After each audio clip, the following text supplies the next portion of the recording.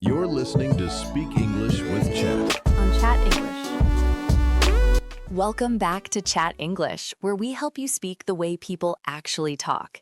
There is a specific 60-second window in every business call that terrifies English learners more than the presentation itself. It is 8:58 a.m. You log into the meeting, one other person is already there. You say hi, they say hi, and then silence. You check your microphone, they take a sip of water, you stare at your own camera feed. It is painful. It feels like an hour, and you have no idea what to say. I used to absolutely dread this moment. I remember when I first started working remotely, I would literally pretend my Wi-Fi had frozen just so I didn't have to make small talk in that gap. I would sit there frozen like a statue until a third person joined, just to avoid the awkwardness. That is hilarious, but I think so many of us have been there. Today, we are fixing that completely. By the end of this episode, you will have a simple echo and add technique to fill that silence instantly, so you never have to freeze or pretend your internet is broken again. I wish I had this technique back then. It would have saved me so much stress. So Alice, why is this silence so scary? Is it just because we are awkward? It is partly that, but it is also because dead air, that silence between people, triggers a lot of anxiety. In a professional setting, silence can make you look unconfident or disengaged. If you are the person who can break that silence comfortably, you immediately look like a leader. You look like someone who is in control. That is a great point. It's not just about being friendly, it's about professional presence. When I see someone who can just chat easily while we wait for the boss, I immediately trust them more. I feel like, okay, this person is relaxed. They know what they're doing. Exactly. It builds trust. But the problem is, most learners think they need to be fascinating to make small talk. They think they need to tell a funny story or have an interesting opinion on the news. Right, and that's way too much pressure. If I have to be funny at 8:58 in the morning, I'm going to fail. My brain hasn't even woke up yet. Exactly. You do not need to be interesting. You just need to be interested. We are going to break this down into 3 steps. First, we need to know where it is safe to walk. We call this the safe zone. The safe zone, I like that, because there are definitely danger zones in small talk, right? Oh, absolutely. Imagine you are in that silence and you ask, "So, who did you vote for in the election?" Oh, no. That is a crash and burn situation immediately. Huge danger zone. Politics, religion, money, and health problems are usually off limits for that first 60 seconds. You want to stay in the safe zone, the immediate environment, technology, the weekend, and mild pop culture. Mild pop culture. You mean like, did you see the new superhero movie? Exactly. Not what do you think about the socioeconomic implications of the movie, just did you see it? Keep it light. But before we even get to topics, Dan, there's a trick you can use before you even have to think of a topic. I'm listening. What is it? It's called the observation technique. When you are on a video call, or even in an elevator, you don't need to invent a conversation topic from your brain. You just need to use your eyes. Okay, so I'm looking at the screen. What am I looking for? Look for something that is happening right now. For example, is the other person in their office? Are they at home? Is their background blurred? Okay, so if I see they are in the office, what do I say? You are in the office? Well, that is a bit robotic.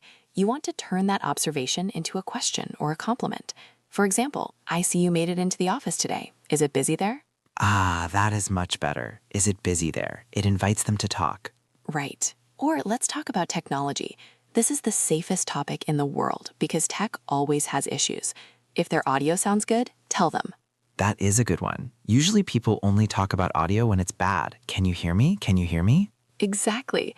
So if you say, "Wow, your audio is crystal clear today. Is that a new headset?" You are giving them a huge compliment. Crystal clear. I love that phrase. It sounds so much more professional than just saying your audio is good.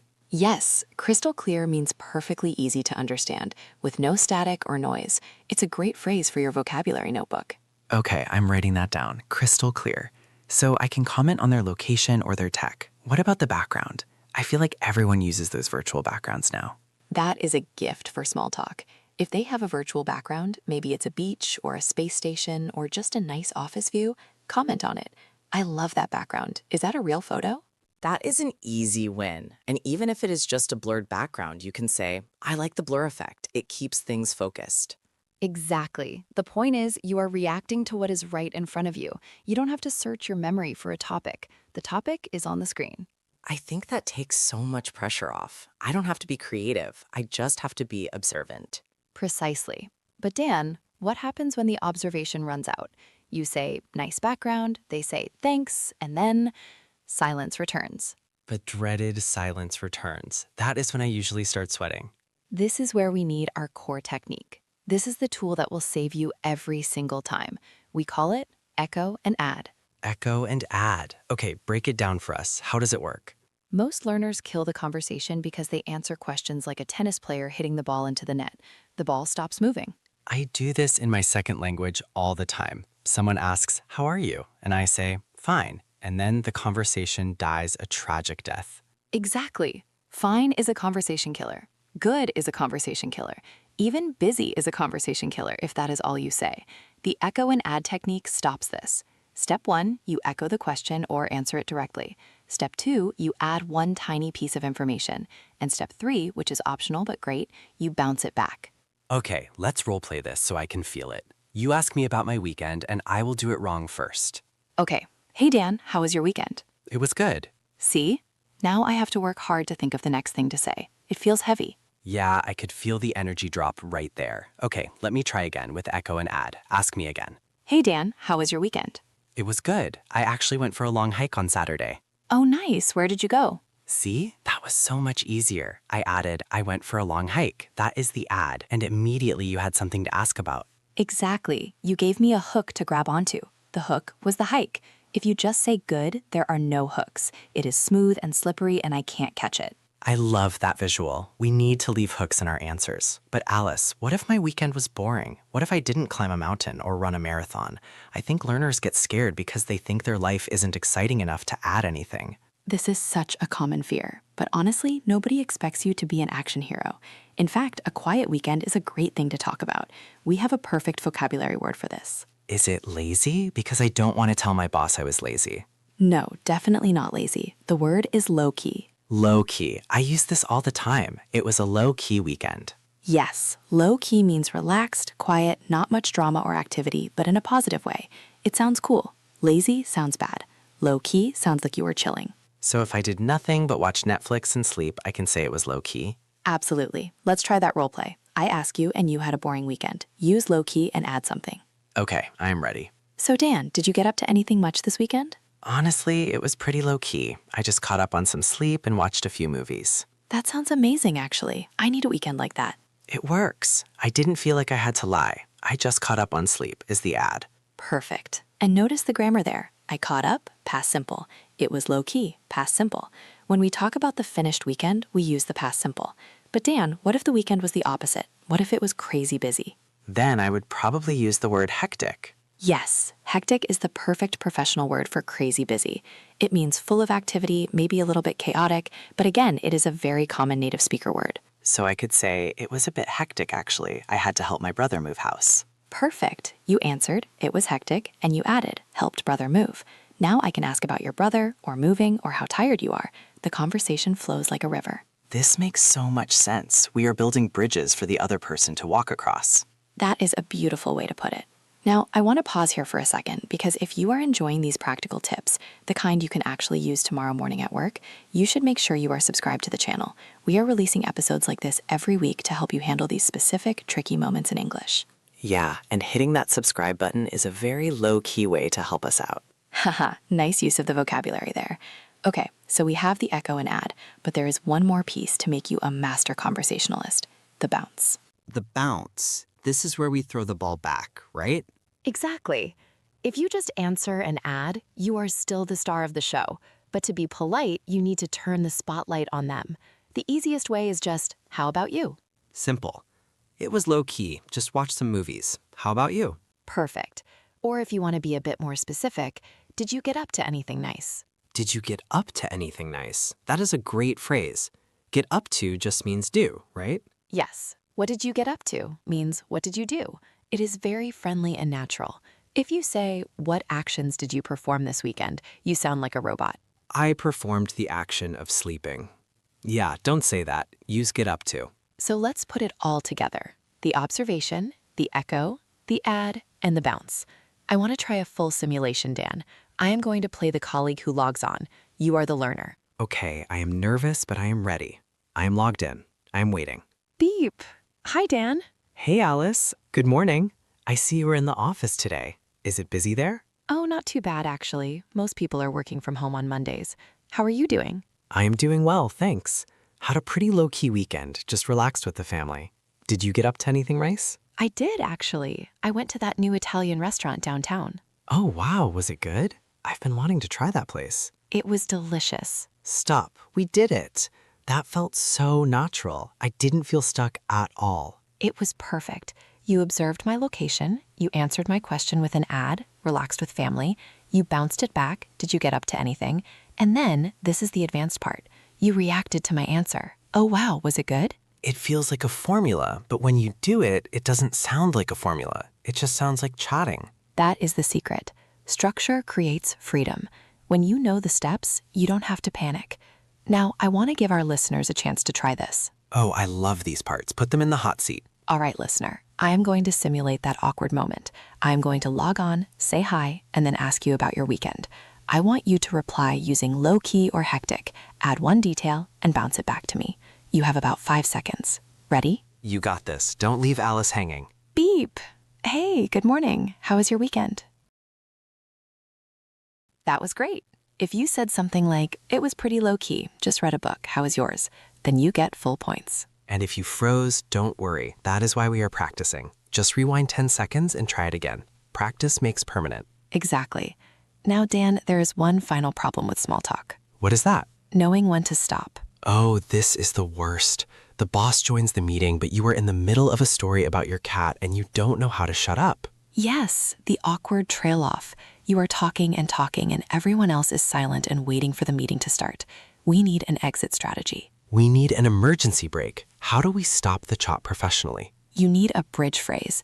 This is a phrase that acknowledges the new person has arrived and shifts the focus to business. Okay, give me an example. The boss, let's call him Mr. Smith, just joined. You see his icon pop up. You finish your sentence quickly and then you say, looks like everyone is here. Shall we jump in? Shall we jump in? I like that. It's active. It shows you are ready to work. Yes, jump in means start the meeting. It's energetic.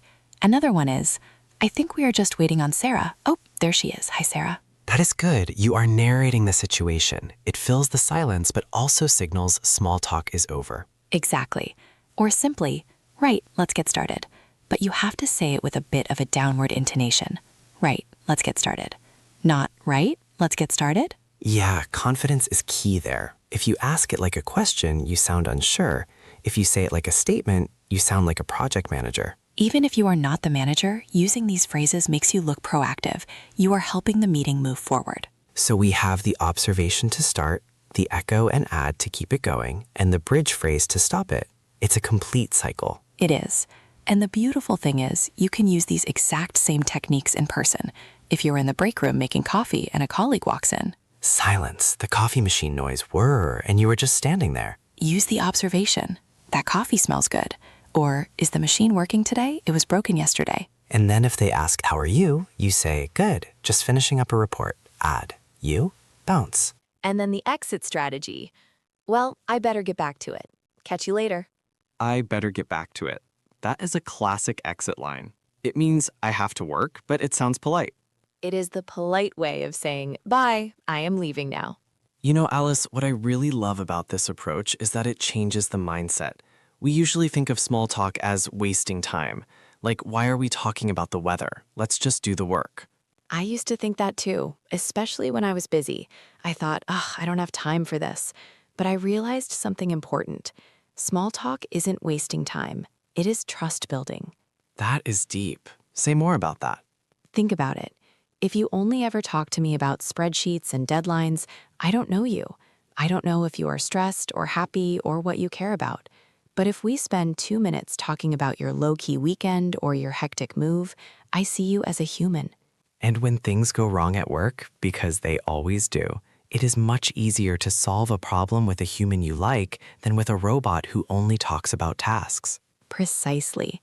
Small talk is the oil in the engine. It stops the gears from grinding together. So when you are in that 8:58 a.m. silence, Don't think I have to survive this. Think this is my chance to put some oil in the engine. Put some oil in the engine. I'm going to remember that next time I'm staring at a blank screen. And remember, mistakes are part of it. If you say, I have a quiet weekend instead of I had, nobody is going to fire you. They're just happy you are talking to them. True. Connection over perfection. Always. Now, we covered a lot of phrases today. Crystal clear, low-key, hectic, jump in. To make sure you don't forget them the moment this video ends, we've put them all into a free small talk cheat sheet PDF. Oh, nice. Does it have the echo and add examples too? Yes, it has the formula, plus a list of safe zone questions you can ask, and even some bridge phrases to end the chat. You can download it right now from the link in the description. It's like having a script in your pocket. Definitely grab that. I wish I had that cheat sheet back in my London apartment days. And before we go, we want to hear from you. We talked about low-key weekends versus hectic weekends. So in the comments below, tell us, was your last weekend low-key or hectic?